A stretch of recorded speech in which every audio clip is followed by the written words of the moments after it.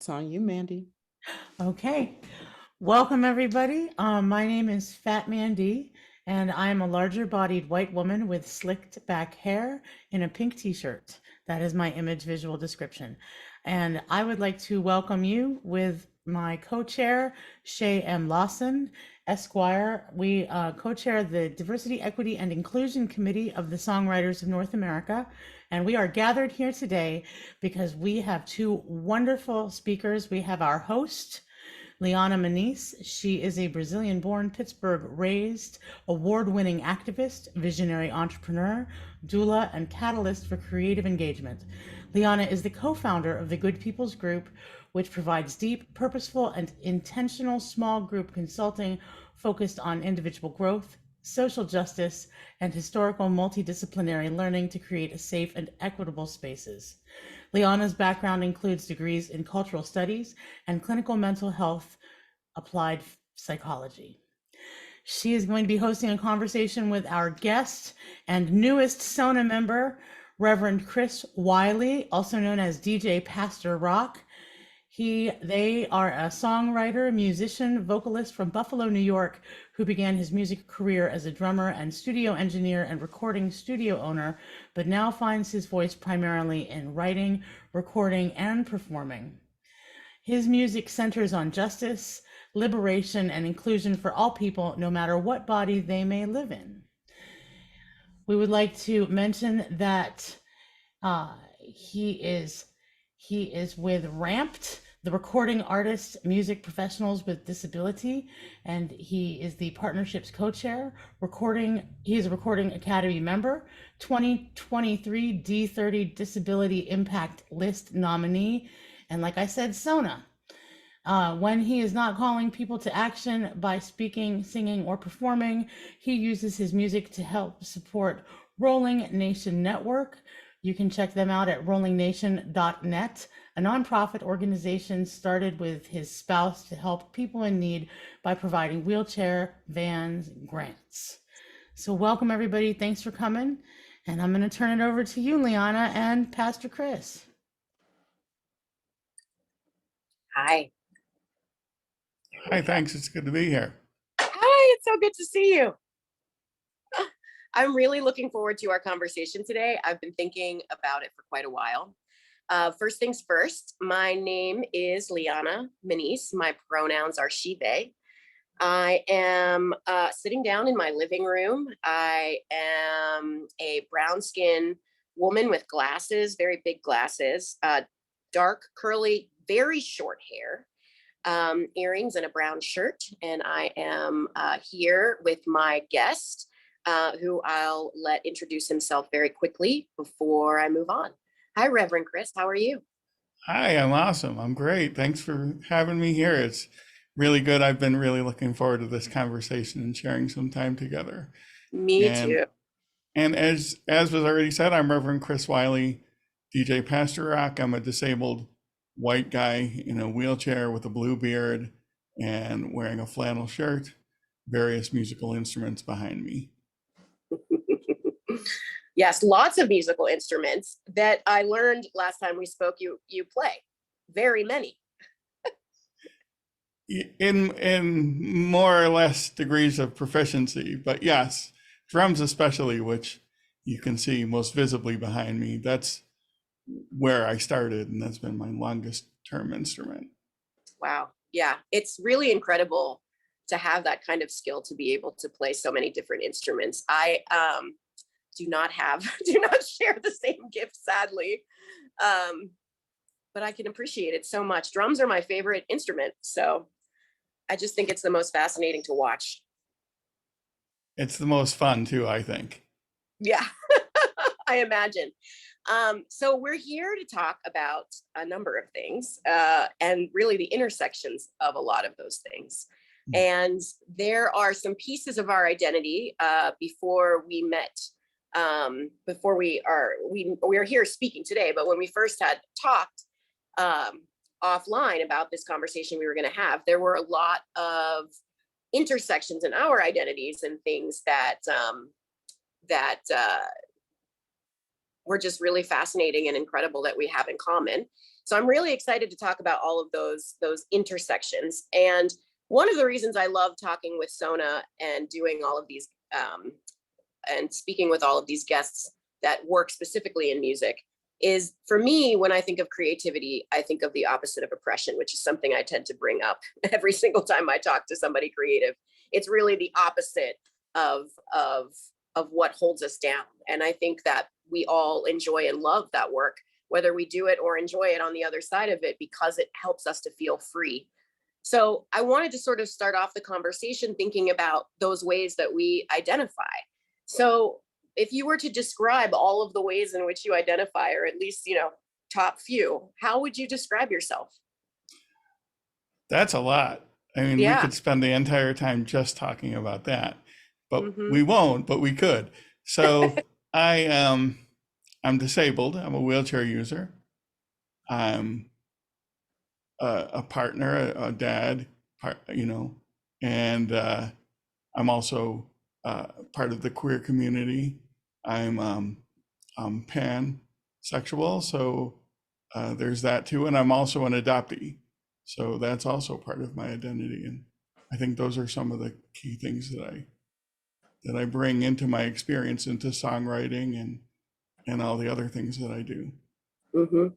Mhm. Yeah, absolutely. Do you think that some of those experiences match to create a sort of particular unique intersection that you want to call attention to? Like, if you were to bring, I mean, all of those together obviously are going to create a very deep experience and view of the world. But are there any two that intersect that you particularly feel like are important or I don't know. special, I would fascinating? say, the parts where people are marginalized, being part of the LGBTQIA plus community, or disability, or the adoptee, people who find themselves kind of on the outside, right? Like, to me, Mhm. that's what music really is all about. You said, like, it's about, I would say it's liberation. It's Mhm. about taking something and using this creative expression that somebody else can't take away from you, and it's empowering. So Mhm. especially when you look at different intersections, and I don't know if adoptee fits on it's an intersection. I don't know if it's a marginalization, but that's a whole other conversation that we could have, Mhm. that we probably don't have time for today. But regardless, I think that idea of liberation, like, that's certainly what my music is about. I always say that I write music for the disabled, disenfranchised, and disposable, people who society pushes to the outside. I'm saying, come on in. So Mhm. does that Mhm. answer your question? Like, those Yeah, are the key things, absolutely. I think. Yeah, yeah. Which leads me to the question around, how do you navigate? One of the descriptors you used was a white guy. How do you navigate, having that layer of being a white guy with also a lot of these marginalized identities? What is that like out in the world? It's sort of, I don't know if weird. I mean, it's just my experience, but it is like, you can be advantaged and marginalized at the same time. You can have privilege, which I do. I'm a middle-aged white guy, and like, and my spouse identifies as a female, and she's assigned female at birth and everything. So, like, people wouldn't know my orientation, like that I was pan, let's say, without knowing me, or unless I bring it up. So, like, I show up, and and like I said, I'm a white guy. So I have that huge privilege going for me in every space in which I find myself. But having said that, like, disability, or, you know, if, my orientation is out there or anything, like, those things, certainly we see discrimination based on those things. And we see it a lot in our country right now in any number of ways. So but I think, again, to give the shortest answer to that question, like, I'm privileged in some ways and marginalized in other ways. And I Mhm. have to recognize both of those things. Like, Mhm. I'm going to push for inclusion, but I'm also going to recognize my privilege and work to create space for other people as well. Yeah, that's the most important part, right? Like the creating the space for everyone. In our last conversation with SONA last month for Pride Month, we talked about the definition of intersectionality. And, you know, this conversation is almost like it is, there's the amount of intersections are just, you know, vast. And I think that it's a really beautiful thing to help people to really think about all of those ways that their identity intersects. We don't always see them. And then also the parts that we know are there that other people are unaware are there. How do you define disability for yourself? Well, it's interesting because I looked this up, and first I'll give you what the CDC says disability is, which is a disability is a condition of the body or mind impairment that makes it more difficult for a person to do certain activity, and then in parentheses, activity limitations, and interact with the world around them, and then again in parentheses, participation restrictions. And the participation restrictions part was what really hit home to me, because in the most basic terms, I talk about disability as living in a world not built to include me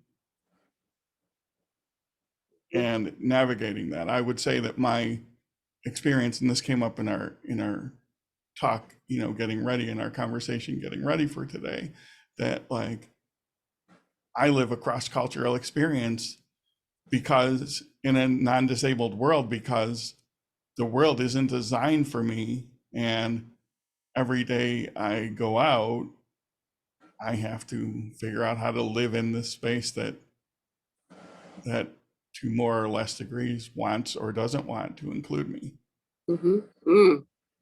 That definition is really incredible, because it also brings up all of those other marginalized, you know, identities, right? It's like there's so many pieces to those, you know, to marginalized identities that do not fit in, you know, are not supposed to be included. And, you know, for me, obviously race is one of them, disability is one of them. There's a number of things that we share and a number of things that we don't. But I think it's interesting to think about how disability then becomes such an important part of understanding social justice that's often left out, because it really is sort of this umbrella to really understand so many of other marginalized identities. It's something that, if it's about inclusion in, it almost seems like it would bump up to the top of sort of like understanding disability justice is crucial to understanding any other layer of how justice is moved. Why do you think it's so often not included when it comes to social justice conversations? It's I think often. I think it's because most people understand their own personal experience, right? Like your experience living in the world is different from my experience living in the world. And as for me, as a disabled person, which is different from how I'd live in the world with other disabilities that I don't have, you know, but as a wheelchair user, I go out and I see stairs and I see all these things that other people just, it's like driving your car, right? You don't really think about driving your car. You don't think about going up the steps, you just do it. I see a stairway behind you. I would come in and I'd be like, oh, those are nice, but I could never, I can only imagine what's on the other side, right? Like I can't get there. So because it's outside of most people's experience, I think that it's easily overlooked. And then also, I tend to think that people don't really always want to think about disability, because if they do, they have to recognize their own vulnerability. Yeah. So it's scary. It's scary.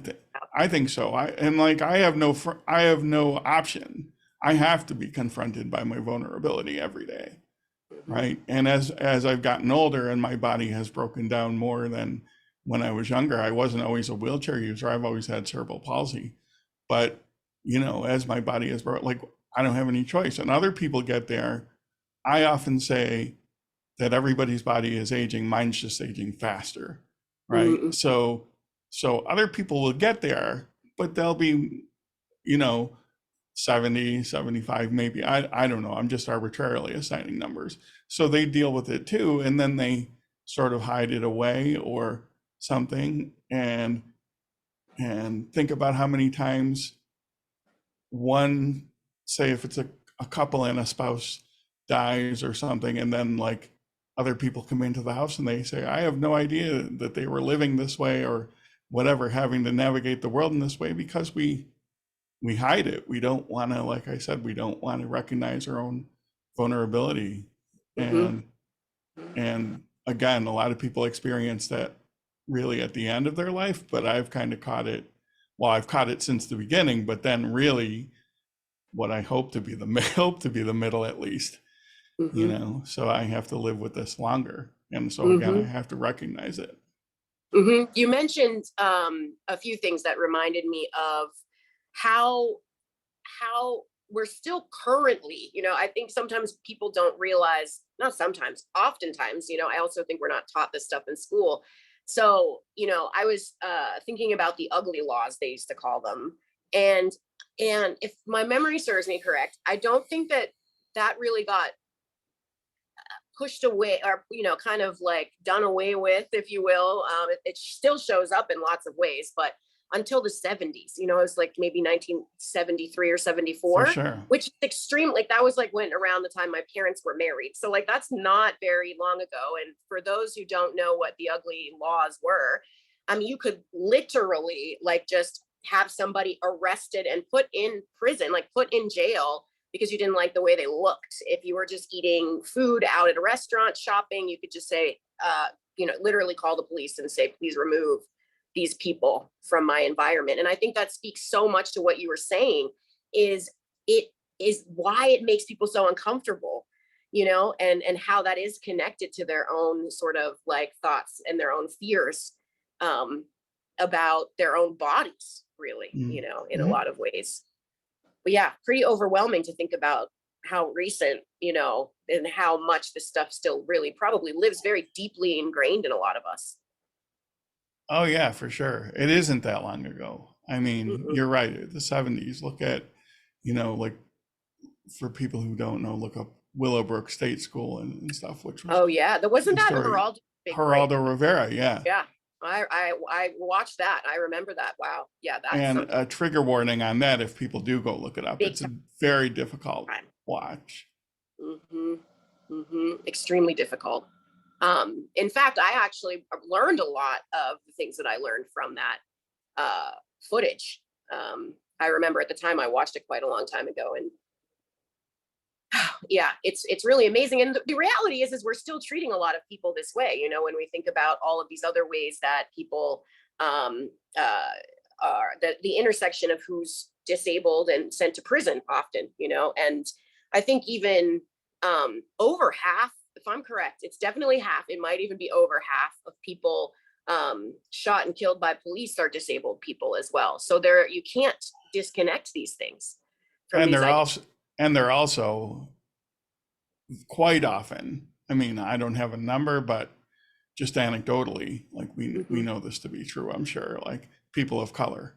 Mm-hmm. That's where the intersections come in, and that's why I mentioned like my privilege as a disabled white person, as a disabled white guy. Mm-hmm. My interaction would be quite different than if I were a person of color in the Mm-hmm. same exact instance. I guarantee that to be true. Mm-hmm. Yeah, I mean, I imagine that it's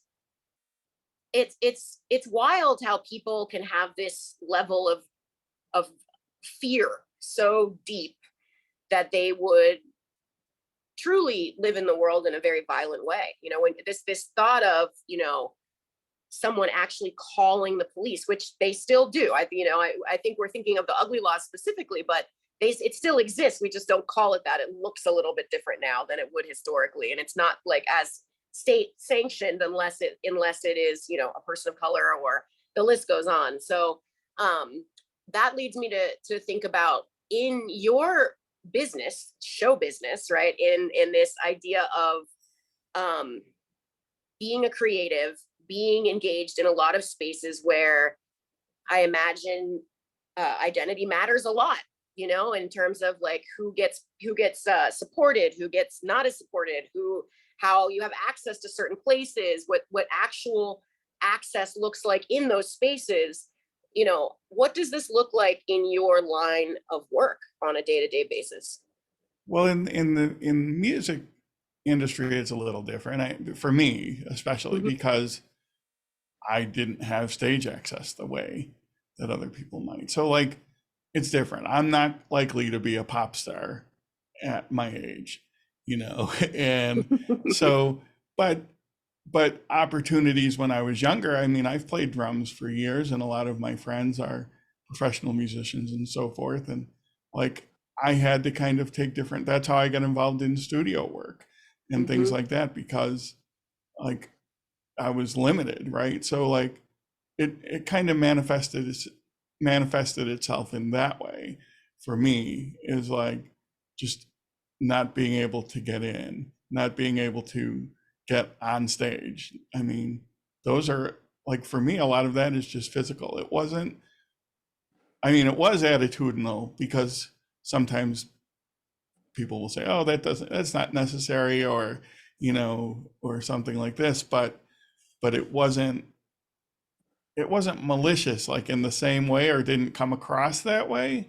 It Mm-hmm. just came across more as complacent in my experience, where it was, you know, people would just kind of sit on the sideline and say, yeah, we could give you access, but we can't. So that's kind of the end of the story, you know. And I think Mm-hmm. that's where it's so important, an organization like Ramped, of which I'm part, as we heard in the introduction, recording artists and music professionals with disabilities. Like that's a big deal. I've talked about it a number of times in that very space, in those ramped spaces, that, you know, the opportunities that I would have had when I the opportunities I would have had when I was younger, if Ramped was around, would have been totally different. And so now, like, not only for myself, but for other people coming after me, this is where I think it's most important.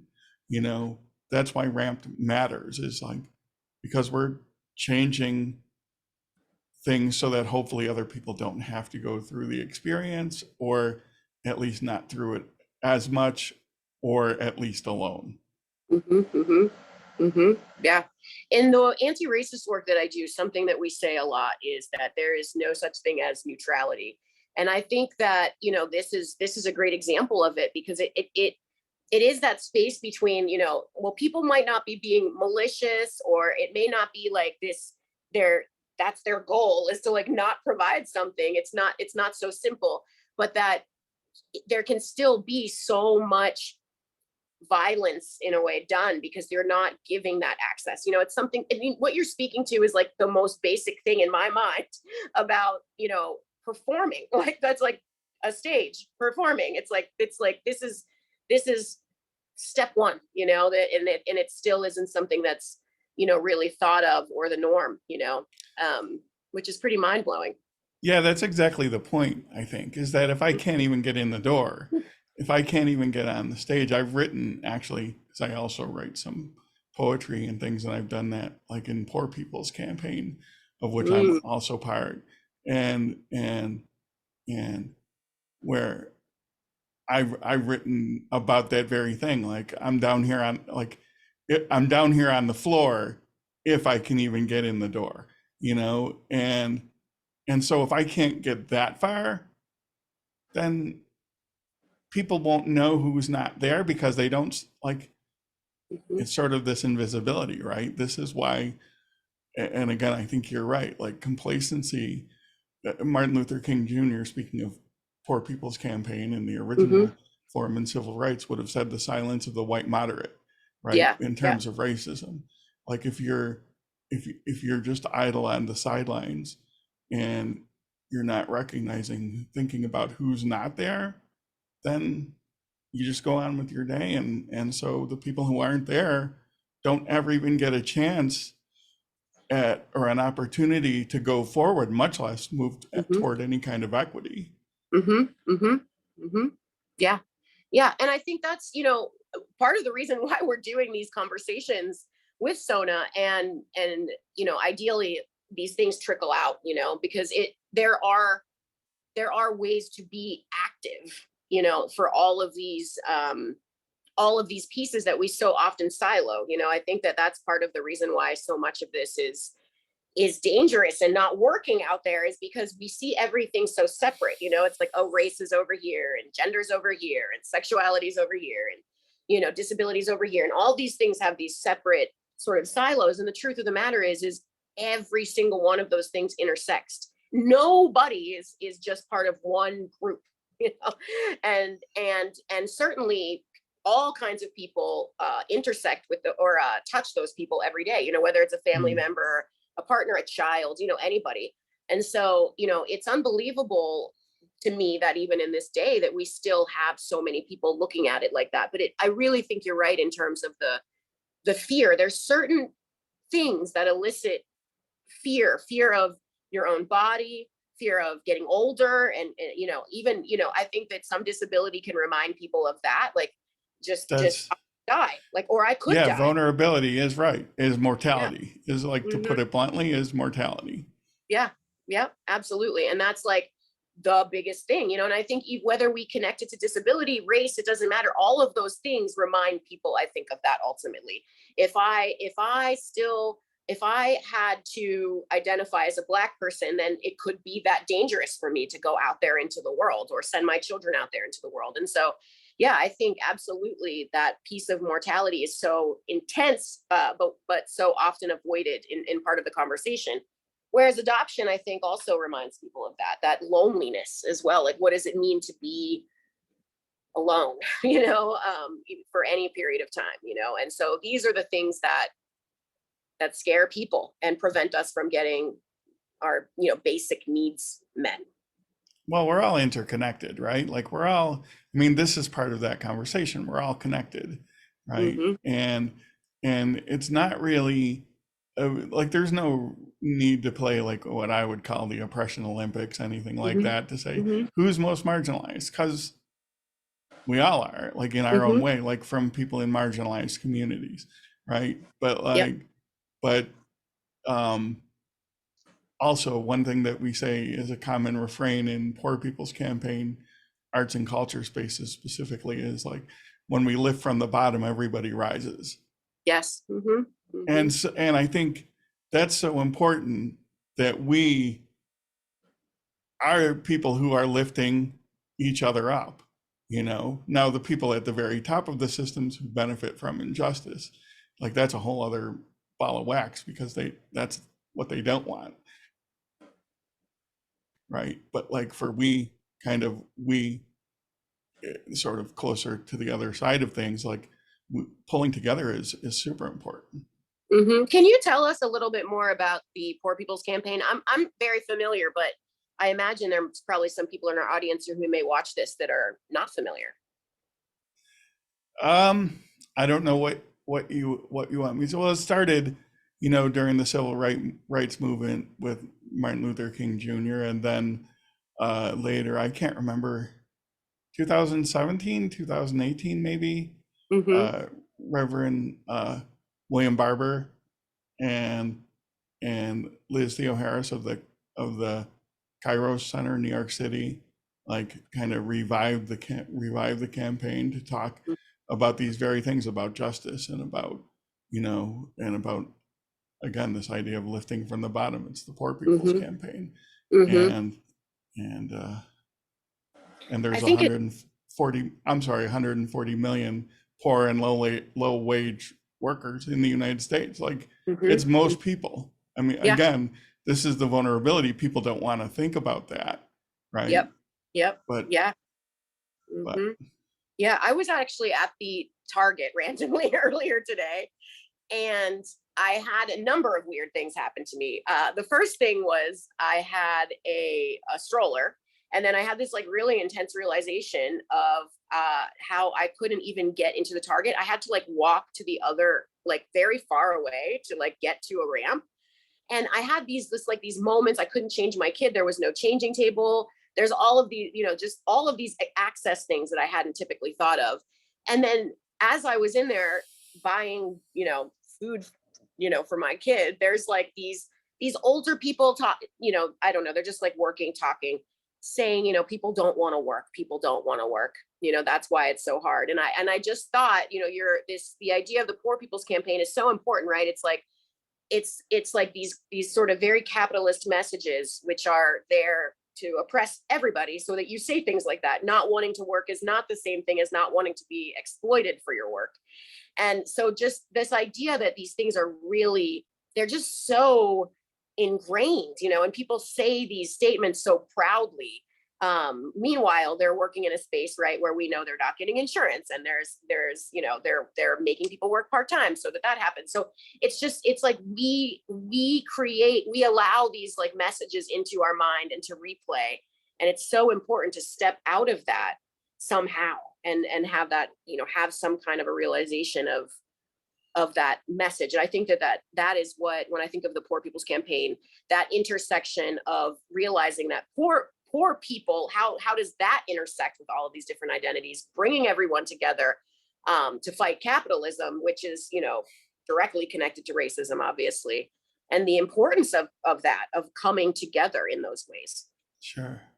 I think, though, to bring it back to disability, just because that's, we're here to talk about that too. Like you mentioned, like trying to go up the ramp, right? And having the stroller and having to go around, and then the changing table and all these, like, that's a good example of the things, like, how many times that, like, I live in Buffalo, how many times I've gone out and like people are parked in front of the curb cut, or there's a snow, people, plow the snow or shovel the snow and then put that in front of the curb cut and things like this, and and that's kind of the daily experience. So, and again, then with just back to the music side of things, again, like it's just access for me, and like I think it's on all of us to create. That's why I talk about creating the opportunities for each other, to be able to live our fullest experience, and to be the most, in my case, the most Chris that I can be. Yeah, absolutely. In Buffalo, I'm not sure if you all have this. In Pittsburgh, we have these new scooters everywhere. Have you seen these things that are like, do you have them in Buffalo that you can Yeah, I have. I mean, I haven't seen a ton of them. Yeah, we're getting a lot of trouble here in Pittsburgh because people are leaving them everywhere, and it is causing some very serious access issues and accidents. And so there was just a meeting about that, about how dangerous it is, right? Because it's literally preventing access. People are just dropping them in the middle of streets, in the middle of sidewalks, on corners. So you can't, use the ramps on each corner. So, I was just thinking about all of these things that we also have introduced to make things easier, but then again, easier for who? Like, who are these things? Who are these things that we're introducing into our communities easier for? And just the complexity there, Well, it's how you use it. And again, this matter of like caring and a matter of paying attention, because I don't think people are just dropping them in the middle of the street or the sidewalk, let's say, expecting that Chris is going to come rolling down the street, like that. They're just not expecting Chris. They're not expecting as somebody in a wheelchair to come through or something, right? And to have to navigate around that. But again, I think, and this goes back to like the music and like trying to create more access within like venues and things like that. It doesn't have to be a big change. Like, yeah, okay, I got to be able to get on stage, but also be mindful of how things are. Like when I go into a restroom, like, is there a big, is there like a ginormous trash can so that I can't turn around or something like this, and it's not usually one big thing. It's a whole bunch of little things. So it's not like one giant scooter in the case, to use an analogy of like what we were just talking about. It's like the hundreds of little ones that you run into every day. How do you create, I mean, obviously conversations like this is one way, but are there any other ways that you can think of to create or to help people, I guess, think of Chris coming down the street in a wheelchair? Like, how do we start to help people to get into a mindset of that thought process when they're throwing a show, throwing an event, whatever, all of those kinds of things that you and many other people want to do every day? How do they just naturally start to think about disabled people? It's mindfulness, right? Like just think about who is not there. And that's hard, right? Because everybody's busy with their life and everything, but look around. Yeah. Who's not there? Count stairs, right? Like that's one of our action steps that we'll get to at the end, right? Like is count stairs. Like if you go out, and again, I'm only talking about my disability as a wheelchair user. Like we're not talking about, I can't speak to other people's experience. I can't, and that was something that I think is important to mention too, is that I only live my experience, right? So I can try to be mindful. I would say I'm more mindful than many because I'm a disability activist, right? And I am disabled. So I think about all these things, but even then I can't think of everything. So it's a matter of like, notice who's not there. And then also try to bring people with different experiences than yours. And this can be disability, but it can be anything. It could be race, can be gender, can be like orientation, can be anything. Like bring different people together, right? Because that's how you're going to get to understand and to grow and to be the most inclusive, is by, again, creating these spaces for other people to be together. If you want to exclude somebody, go out and meet more people who don't look like you. So I think that was a game changer for me, like in how I've grown, from when I was young to where I am now. And so that's the same thing. Like if I want to talk about inclusion, I look at stairs, look around and see who's not there, but then go build relationships with the people who aren't there. If somebody in a venue wants to be more inclusive, have a conversation with somebody. It's not like disabled people don't exist. We're 1/4 of the population, right? 1 in 4 people are disabled. So it's not like we don't exist. Start having conversations. The conversations matter more than, not more than, I mean, you have to create the access, right? But I would say equally as much. A lot of times it's a matter of heart. The Americans with Disabilities Act was 1990. I mean, with more or less degrees of enforcement, let's be honest about that. But also it's not just about, even if somebody is following the letter of the law, right? Like, what is the spirit of the law? The spirit of the law is inclusion, right? The spirit of the law is equity. So it's not always, I can do these things and then I'm done. Those are like the minimum things. And then grow in our relationships, grow in our connections, speak with people at like Ramped for music industry, which again is a big part of our conversation today, is like, that's why I'm the partnerships co-chair. That's why that was really important to me, because it puts me in a position to be at the table with people to say, think about these things. Because again, it's not only do I have a ramp, it's like, where's the heart? Where's the spirit? How are we working to make this more inclusive for everyone? And how can we do it together? Yeah, I mean, I've learned, I'm in an artist collective and we have 13, there's 13 of us and we all have various things, and differences. And one of our members is deaf, and I've learned a lot just from her doing events over the years in terms of how to make things more accessible.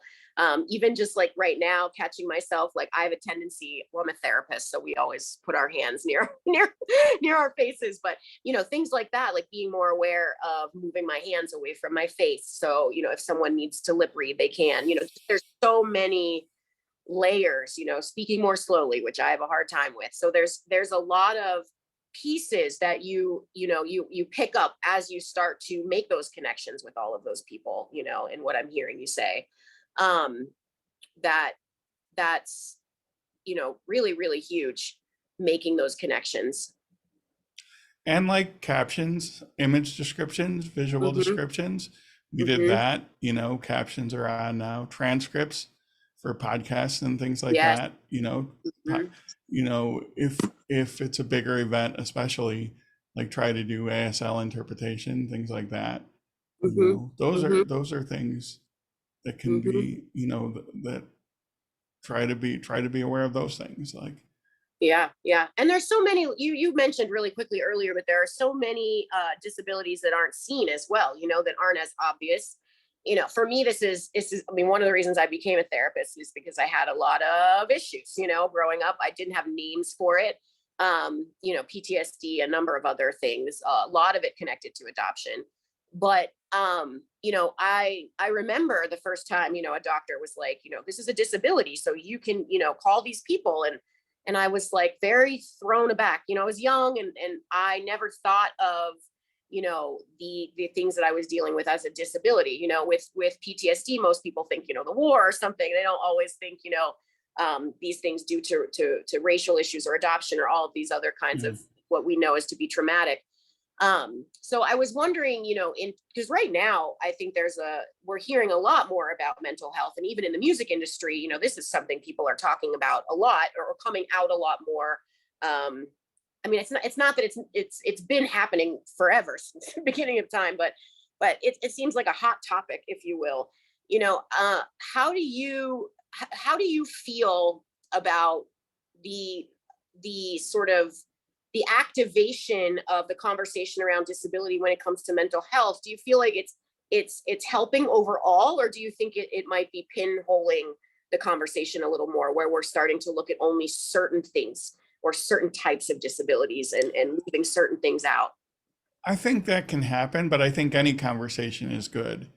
Okay. Anytime Hmm. we're addressing, to me, anytime we're Hmm. addressing any disability, and I mean, I have anxiety and depression and things like this, and like I've been in counseling and things like this. So, and I'm an adoptee, as we said, like these things. So anytime you can bring awareness, it's going to help. Now, yeah, do we want to be mindful of that? These are not the only experiences. Sure. And is it easier sometimes for people to be, I don't want to say maybe performative isn't the right word, but to pick like what the hot topic of the day is, and neglect other things? Yeah. Yeah. Maybe, but at least we're having the conversation. And while we're having this conversation, let's bring in some of these other conversations. Yeah, yeah, I agree. I totally agree. I know that I work with a lot of people who, I mention, they might need help with different things. And I mention, this is a disability. Let me know if you need me to write you an accommodation letter, or hook you up with, a state agency that does something. Or I might mention these things, and people take a step back often and go, what do you mean? Like, they don't think of these things as disabilities. And I think, it's it's so important to name these things, so that we can find community in each other as well. And like you said, it's not like the Olympics, but I think that the society we live in has us feeling like that a lot. For Everything is sure. very competitive in a capitalist society, and people it's not as bad for me, or these are the things that people say in my office all the time, so I don't deserve that help or whatever, because people have it worse, whether you're talking about money, disability, all of these things, race. And so really coming together and naming ourselves to create that community, I think is so important. And it goes back to that vulnerability. So let's be vulnerable together. And I know that's scary, Yeah. right? But Yeah. like that's why we do it together. That's why it's not on our own, but I mean it's why we're having this conversation. Yeah, I because want we're in a to room together. Yeah, I absolutely. Speaking of together, if there, I don't believe we have, this time goes too quick. You know, I could talk to you forever. We Hey, have about, Liana, I'm oh, hey, here. this is going to open it up to questions. Yeah, we are at our time, but this has been great. You are absolutely right. The time flies. So thank you to you. Thank you to Chris for just having such an engaging and transparent conversation. I want to touch on a few things that you've said here, Chris, and really tie it back to songwriters and the music industry. And the first is the conversation that you talked about as far as like how your life and your career earlier on would have been different with Ramped. Can you talk a little bit more about how individuals can get engaged with Ramped and what resources Ramp provides for the music community? Yeah. Let me just pull up it's just ramped, rampd.org. So rampd.org, ramped.org. And really it's a couple different things. It is a space for disabled musicians and also other people involved in the music industry, not just musicians, but others as well. But then also, a place for partnerships and to work with those of us, who are in the industry and disabled to be able to make it more inclusive. So again, like partnerships is like to be in, a space like this and have these conversations and stuff like that. So, and there's a lot of different forms that can take, from consultation to, to again, things like this, to many things. So, but ramp.org, I think, is a good place to start. Check it out, and then be in touch. And it's just amazing people.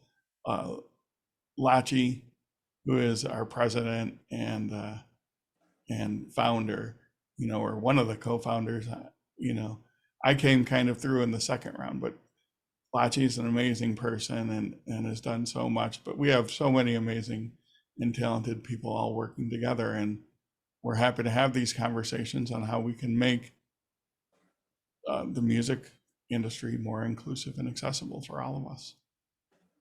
Yeah, thank you for that. And I dropped the link to Ramped in the chat. So as Chris mentioned, it is rampd.org, and you can follow the links on there to find out more. And they've worked with organizations from the Recording Academy to Netflix and others to create opportunities for individuals with disabilities, more visibility about the various issues that we've talked about today.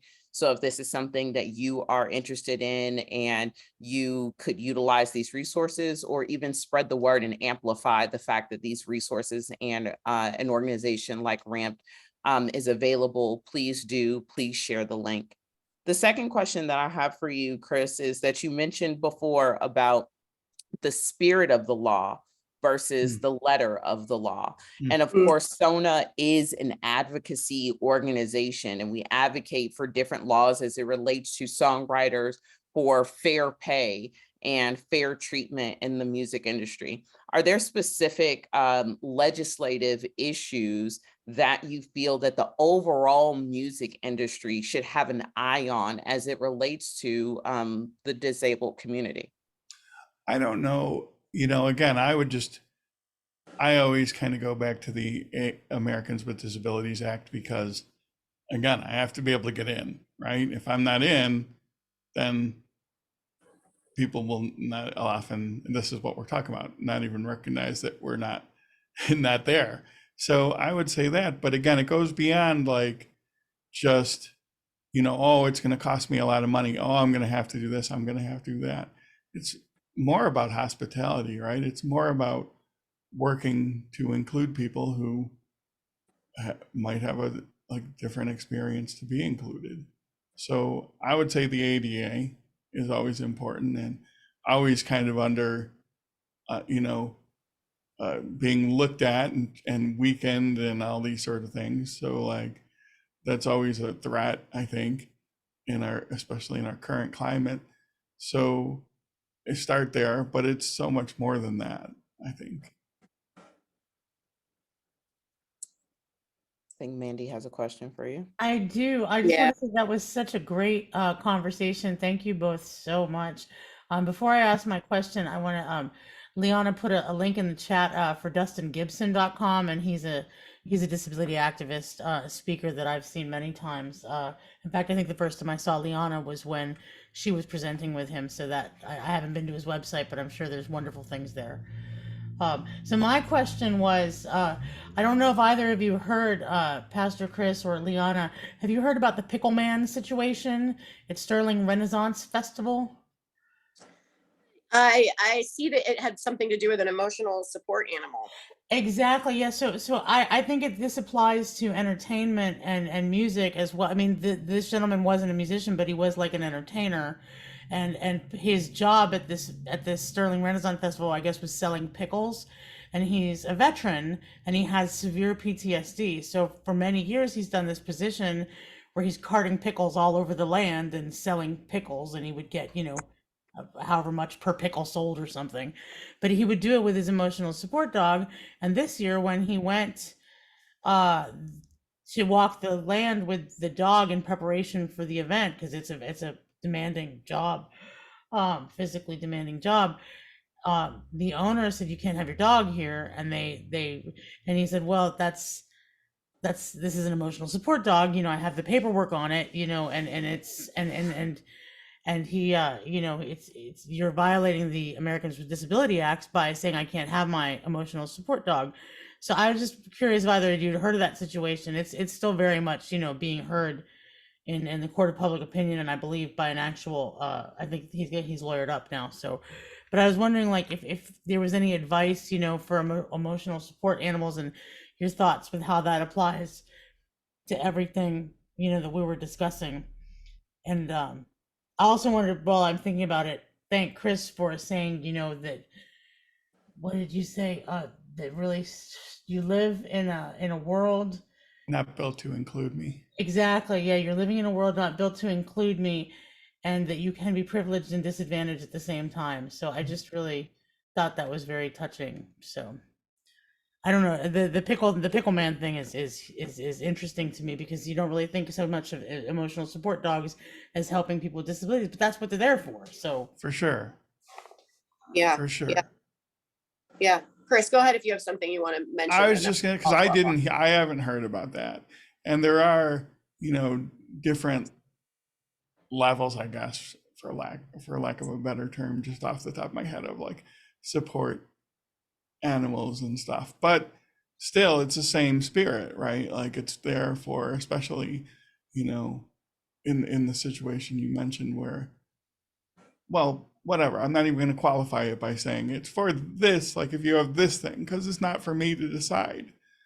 But yeah, that's problematic. I mean, I'm playing a festival in a few days, and I'm bringing my dog with me, so for the very same reason. So, and the Sterling Renaissance Festival is not that far from me either, in Western New York. So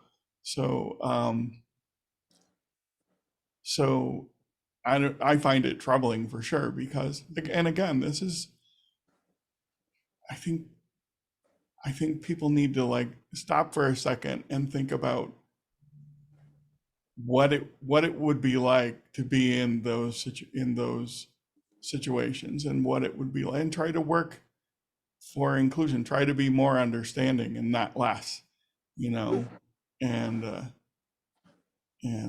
I think it's a really important case if it does go to court, because that's disability related right there for sure. Yeah. That's what I'm talking about. Mm-hmm. What we're talking about. Mm-hmm. I think one of the most important things that you said, Chris, too, is like, it's what makes it problematic is that it's like, who's deciding? And so from my seat, I deal with this issue a lot, because clients ask me constantly as a therapist, like, how do I do this? You know, what is a support animal? What's an emotional support animal? A service animal, you know, and that in the technicality of that in this case is that it is an emotional support animal, which is not considered a service animal. But also when you look into it, a service animal, it's like, who gets to determine that? Because what is considered a service animal is simply an animal who is trained to do, it could just be one thing. It could just be someone is having a seizure and the dog knows to put his head underneath their head to help them stay still. Service animal. Like there's no, you know, it doesn't have to be a plethora of things. It's just an animal trained to do one thing. But that language, you know, this is, you know, Toni Morrison said language is violent. It truly is, because just saying that, you know, this is something I recommend people do all the time. Don't call them a service animal, or I'm sorry, call them a service animal, not an emotional support animal, because just using that terminology, automatically someone can tell you to leave. They can just be like, bye, because it's not the same thing, even though there is no actual special paperwork. Okay. Like there really is not. Like by law, all that people can really do is they can say, you know, is this an animal that does this, that is a service animal? And you can say yes. They're not allowed to ask you what your disability is. The only question, unless this has changed recently, but the last time I checked, the only question they are allowed to ask is, what is the animal trained to do? But most people don't know to ask that question. So any question really besides that, people are not allowed to even ask. You know, it's a violation of your rights. You don't have to walk in somewhere and tell people what your disability is or what, you know. So just that language, I think, is really important to know for anyone out there considering it. You know, if you are out in public with this creature, just saying it's an emotional support animal does sadly give places the right to not it's not considered under the ADA if you call it that. So it's really an issue of language, but you could argue in court that it is just language, and that dog is actually trained to do something for that human, in which case it is a support animal. It is a service animal. And it's quite silly, but it truly is language. And so if you want to avoid that and you were out here trying to, you know, get by and have your dog there for support, use the language service animal. Thank you, Liana. I want to get to, we do have a question in the Q&A box. And I am posing this to Chris. The question is, do you have recommendations for a songwriter with autism to make connections to get their music synced, or just in general? It is very difficult to make connections for someone on the autism spectrum due to their communication and social difficulties, depending. Yeah. I mean, I would, again, I hate to default back to like my title, but that's where I would go to Ramped, right? Like we have autistic people who are, you know, musicians who are part of Ramped, who are professional members of Ramped, and that's always going to be a good space for connection. Like I can't say, oh, go to this agent or that agent for like sync opportunities and things like that. I can't say who will or won't be able to take something, but Ramped is a good place to start because we're building those opportunities together, and it'll be it's a space where, you know, we recognize disabilities of all natures. So I'd start there. I'd start with Ramped. Thank you, Chris. Well, we are just about at our hour of time, and so we want to be respectful of everyone's afternoon. Thank you again, Liana, our moderator, Reverend Chris, our guest for today. And as they mentioned in their conversation today, we are asking you to not just passively take in the information, but we are asking you to take this information and take the next step to action. And so we do have 3 challenges depending on your level of comfort. And the first that Chris mentioned is seeking out who is not in the space that you're in. and taking a meaningful step to ensure inclusion, whether we are talking about ASL or captions or ramps or anything of that sort. Really take a look around you and say, what meaningful step can I take to ensure that there is inclusion? The second thing is just an awareness activity. And next time that you are out, count the stairs that it takes for each place that you go. When we talk about a world that is created not to include individuals, this is just one way that you can raise your awareness. The third call to action is that we ask that you call your legislators about ADA enforcement and enforcing the spirit of the law versus the letter of the law, as highlighted by our last conversation about service dogs versus emotional support dogs. This is a key issue that hits on the following of the letter of the law versus the spirit of the law. I do want to acknowledge Shane in our audience who dropped the comment as well about the difference of the levels of protection there. And this is a key advocacy opportunity that we are talking about here. So in addition to seeking out the resources from our partner in this event, Ramped, we encourage you all, if you are not already, to become members of SONA. We are a collective voice that is organized to defend and represent songwriters and the songwriting community in their right to fair pay, the right to speak out and have a collective voice about issues that impact all songwriters. And right now, SONA is, in lieu of a union being available for songwriters, the best body to help uphold the standards of safety and equity in our workplaces where music is created. So when we talk about equity, we also mean access. So I've dropped the link to SONA, wearesona.com, and you can click the link in the top corner to become a member today. All right, everyone, that concludes our second SONA Salon. We look forward to hosting our third during Latin Heritage Month in September.